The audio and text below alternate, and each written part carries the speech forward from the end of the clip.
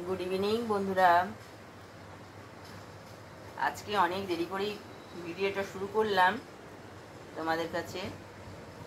আজকে বিকেল থেকে সন্ধ্যের আগে, বিকেল নয় সন্ধ্যের আগে তোমাদের কাছে ভিডিওটা শুরু করলাম। চা খেতে খেতে আজকে তোমাদের সাথে ভিডিও শুরু করেছি। তো দেখো,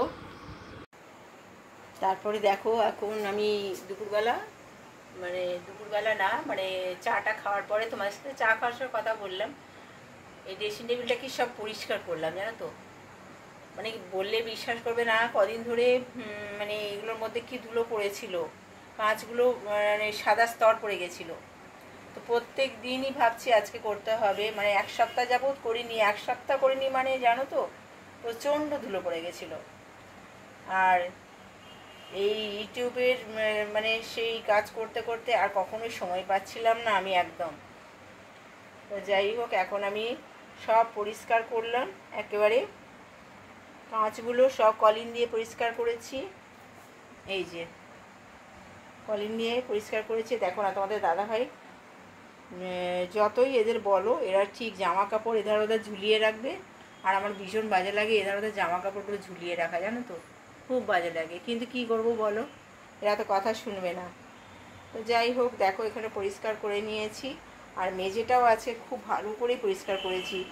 কোনো দিন তো ভালো করে পরিষ্কার করার সুযোগ পাই না, জানো তো। ভালো করে যে একটু বেশ সময় নিয়ে পরিষ্কার করব, সেইটা আমি একদম সুযোগ পেতাম না। তো যার জন্য আজকে ভাবলাম যে সমস্ত কাজকে আমি ছাড়বো, ছেড়ে দিয়ে আগে আমি মেঝেটাকে ভালো করে পরিষ্কার করব। মেঝেটাকে নয়, ঘরের সব কিছু ভালো করে পরিষ্কার করব। আর এমনিতে তো দেখো অনেক রকম কাজ পড়ে থাকে, তাই না? সেই কাজগুলো তো সব করতে হয়। আর এই সমস্ত কাজগুলো সব পেন্ডিং থেকে যায় শুধুমাত্র সময়ের অভাবে। তো দেখো এখানে ফোনগুলো সব এখানে চার্জে দেওয়া আছে, যার জন্য এখানটা একটুখানি তারে ভর্তি আছে। কারণ ফোনগুলো সবসময় তো চার্জে দেওয়া থাকে, কখনোই চার্জ ছাড়া থাকে না, এদের সবসময় চার্জ দিতে হয়। যাই হোক, চলো আবার তোমাদের সাথে পরে কথা বলছি। আর ঘর দূর নোংরা ঝোংরা করে থাকলে না, খুব নিজের একটা অস্বস্তি হয়। ঘর দোরগুলো পরিষ্কার পরিচ্ছন্ন করলে নিজের একটু মনটা ভালো লাগে। আর এই কিছুদিন যাবৎ আমি একদমই খুব ইউটিউবে এতটাই ইনভলভ হয়ে গেছি যে বাড়ির কাজকর্ম আর হয়ে উঠছে না ঠিক মতো। তো যার জন্য আজকে ভাবলাম যে আজকে সব কিছু ছেড়ে দিয়ে আমি আগে ঘর দোরে কাজকর্মগুলো করব। রান্নাঘরটা একটু ভালো করে পরিষ্কার করতে হবে। রান্নাঘরটা পরিষ্কার খুব।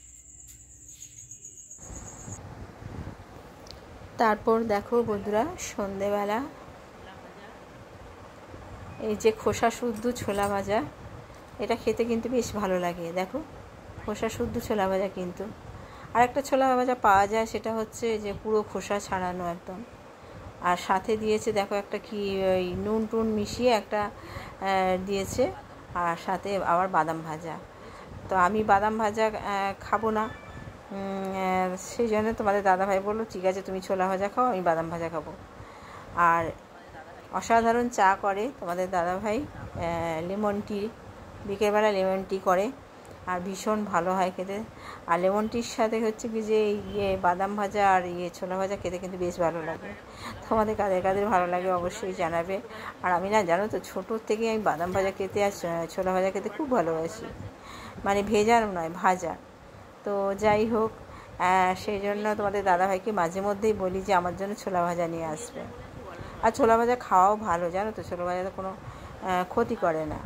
তো সেই জন্য সন্ধ্যাবেলায় এখন আমরা দুজন মিলে নিয়ে বসে পড়েছি বাদাম ভাজা আর ছোলা ভাজা, ঠিক আছে।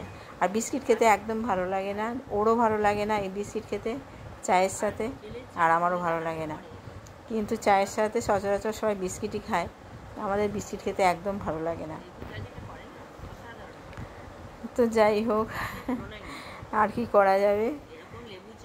তো তোমরা দেখো, আমরা হচ্ছে কি যে ছোলা ভাজা দিয়ে চা খাচ্ছি। আর খোসাগুলো কিন্তু খাবো না, হ্যাঁ, খোসাগুলো আলাদা করে পড়ে থাকবে, ভেবো না যে খোসাগুলোও খাবো, খোসাগুলো খাবো না, খোসাগুলোকে সব ছাড়িয়ে ছাড়িয়ে নিচ্ছি। তো এটা আবার পরের দিন আমি আবার একটা ভিডিওটাকে কন্টিনিউ করছি। পরের দিন তো মঙ্গলবার দিন মঙ্গলচণ্ডী মায়ের পুজো। তো তোমরা তো সবাই জানো যে মা মঙ্গলচণ্ডী মায়ের পুজো আমার বাড়িতে হয়। তো আর আমাদের কি বলো তো, এবার বিপত্তারিণী পুজো হচ্ছে শনিবার আর মঙ্গলবার করে পড়ে। তো আমরা কোনো দিনই শনিবার করি না, কেন কি শনিবার করলে না আমাদের কোথাও পুজো দিতে যেতে হবে। আর মঙ্গলবার করলে কি হয় বলো তো, মঙ্গলবার করলে হচ্ছে বাড়িতেই মঙ্গলচণ্ডী মায়ের কাছে পুজো দেওয়া হয়ে যায়। আর বিপত্তারিণী মা দুর্গাও হচ্ছে, বিপত্তারিণীও হচ্ছে মা দুর্গা, আর মঙ্গলচণ্ডী হচ্ছে মা দুর্গার একটা রূপ। তাই জন্য আমাদের মঙ্গলবার দিনকে আমরা বিপত্তারিণী করি, যেহেতু বাড়ির মধ্যে পুজো হয়ে যায় সেই জন্য। তো দেখো আমার অর্ঘ্য করেছি, অর্ঘ্য বেঁধেছি দুর্বা দিয়ে, আর হচ্ছে কি যে মঙ্গলচণ্ডী মায়ের তো লাগবে। আর এখানে ফলগুলো রেখে দিয়েছি, সব ফল দিইনি, সব ফলই একটু একটু করে দিয়েছি জানো তো, কারণ থালার মধ্যে এতগুলো কিছু ধরবে না, সেই জন্য সব ফল একটু একটু করে দিয়েছি, আর বাকি ফল সব রেখে দিয়েছি। ছোট থালার মধ্যে এত কিছু ধরছে না। তো কি বলো তো, একটা কৌটোর ওপরে রেখেছি, কেন বলো তো, এই কৌটোটা ঠাকুর ঘরেই থাকে। হ্যাঁ, ঠাকুর ঘরে যে সমস্ত জিনিস কিছু কিছু রাখা হয় ওর মধ্যে। আর এই কৌটোটার ওপর রেখেছি কারণ কি বলো তো, খুব পিঁপড়ে হয়, ছোট ছোট পিঁপড়ে হয়, আর প্রসাদের মধ্যে সেগুলো লেগে থাকে।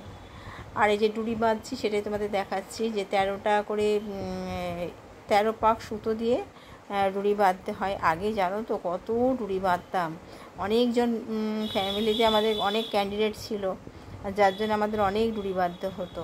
আর এখন কি হয়েছে, এখন সবাই ডুরি পরে না, কারণ ওরা সব অফিসে যায়, ওদের ডুরি টুরি পরে না, কোথায় কি পায়ে পড়ে যাবে। তো সেই জন্য এখন হচ্ছে ওরা এমনি তাগা পরে। আর আমি হচ্ছে এরকম 13টা করে নিয়ে দুর্বা দিয়ে যেটা করে না, ওটা হচ্ছে আমি করি, ঠিক আছে। ওদেরকে দেওয়া মানে হচ্ছে কি যে সেটা কোথায় কি পড়ে যাবে টড়ে যাবে, রাস্তায় ঘাটে থাকে, তো সেই জন্য ওদের আর দেওয়া হয় না। তো দেখো পুজোর জোগাড় করেছি, এখনও ঠাকুরমশাই আসেনি, ঠাকুরমশাই আসলে তোমরা দেখতে পাবে পুজো হবে।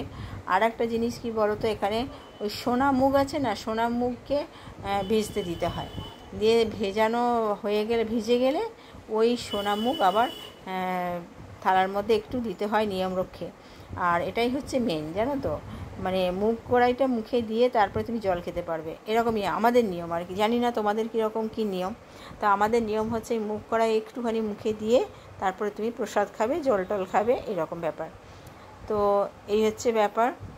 এক একটা পুজোর এক একটা তো জিনিসের মানে বিশেষ কিছু একটা থাকে, স্পেশাল কিছু ব্যাপার থাকে। তো এখানে হচ্ছে মুগ কড়াইটা, তো যা এরকম মুগ কড়াই জানো তো, তোমাদের দাদাভাই কাল রাত্রে আনতে ভুলে গেছিলো, তারপরে সেটাকে আবার সকালে এনে ভিজিয়েছি, যার জন্য ভালো করে ভেজে নিই। আর ওদের জন্য দেখো এইরকম তাগা করে রেখেছি। হ্যাঁ, আর এটা হচ্ছে আমার তাগা, কিন্তু যেহেতু দুর্বা দেওয়া আছে ওটা আমার তাগা। তো সেইটাই হচ্ছে তোমাদের দাদাভাই আনতে ভুলে গেছিলো, মুগ কড়াই আনতে ভুলে গেছিলো। আর মুগ কড়াই তো আগের থেকে ভেজাতে হয় বলো, তা নাহলে ভিজবে কী করে।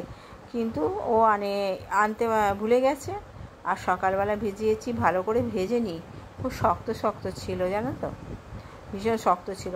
তো যার জন্য ঠাকুরের একটুখানি দিয়ে নিয়ম রক্ষে দিলাম, তারপরে ভেজানো অবস্থায় ওগুলো রেখে দিয়েছি। থাক, মুগ কড়াই তো অনেক কাজেই লাগে, তাই না, সেদ্ধ করলেও করা যাবে। তারপর মুগ কড়াই খেজুর নয়, আখের গুড় দিয়ে মুগ কড়াই খাবে, ভেজানো মুগ কড়াই খেতে খুব ভালো লাগে জানো তো। ভেজানো মুগ কড়াই আখের গুড় দিয়ে ভীষণ খেতে ভালো লাগে। অনেকে উপোস কাপাসে কিন্তু মুগ কড়াই ভিজিয়ে দেয়, দিয়ে সেটা আখের গুড় দিয়ে খায়। হ্যাঁ, ওটা নাকি খাওয়াও ভালো খুব, আর পেটটাও ভরে, আর খেতেও ভালো লাগে। তো সেই জন্য মুগ কড়াইটা আমি সরিয়ে রেখে দিয়েছি। এবার ঠাকুরমশাই এসে গেছে, যথারীতি ঠাকুরমশাই তো পুজোয় বসে পড়েছে। হ্যাঁ, ঠাকুরমশাই পুজোয় বসে পড়েছে। তারপরে আমিও শাঁখ বাজাচ্ছি। শাঁখের আওয়াজটা বোধহয় তোমরা শুনতে পাবে না, আবার শাঁখের আওয়াজে যদি কপিরাইট এসে যায় সেই জন্য আর তোমাদেরকে শোনালাম না। তো এই ঠাকুরমশাই যেমন প্রত্যেক মঙ্গলবার পুজো করেন ওই রকমভাবেই পুজো করছেন।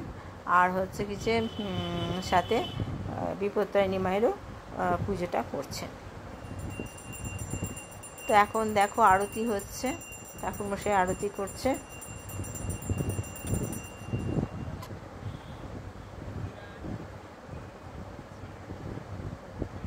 তোমরা দেখো কিন্তু শুনতে পাবে না। এই দেখো আমি তাগা পরে নিয়েছি, হ্যাঁ তাগা পরে নিয়েছি। আর হচ্ছে ঠাকুরমশাই পুজো করে চলে গেছে, ঠাকুরমশাই পুজো করে চলে গেছে। আমি নিয়ে তাগাটা পরে নিয়েছি। ডান হাতে 3 দিন রাখতে হয়, পরে ওটা বাম হাতে আবার পরে নিতে হয়। তো দেখো পাঁচালি পরবো এবার আমি সব শেষে। পাঁচালি না পড়লে তো হবে না, মঙ্গলচণ্ডী মায়ের পাঁচালি পরবো। আর পাঁচালি পড়া শেষ হয়ে গেলে তবেই হচ্ছে আমাদের পুজো সমাপ্ত হবে, ঠিক আছে। তো পাঁচালি পড়ছি। আর দেখো না আমার পাঁচালিটা কীরকম লালচে হয়ে গেছে, অনেক দিনের পুরনো। তো সেই পাঁচালিটা আমি চেঞ্জ করছি না এই কারণে যে পাঁচালিটা না মুখস্থ হয়ে গেছে জানো। আর আবার নতুন করে আনলে কী হবে বলো তো, সেটাকে আবার পড়তে আমার বেশ সময় লাগবে। তো এটা যতদিন চলছে চলুক, এটাকে তো চেঞ্জ করতেই হবে আজ নয় কাল। সেই জন্যে ভাবছি যে এখন তো আমার এটা মুখস্থ রয়েছে, তো এটা যতদিন চলছে চলুক, তারপরে আবার কিনবো।